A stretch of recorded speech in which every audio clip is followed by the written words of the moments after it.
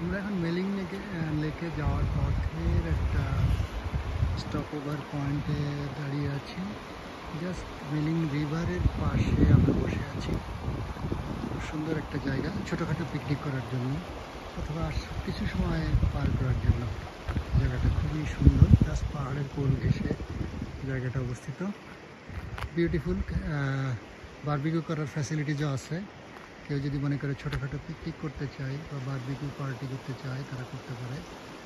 খুব সুন্দর একটা প্লেস। আমরা জাস্ট আসলাম, এসে এই জাস্ট বসছি কেবল।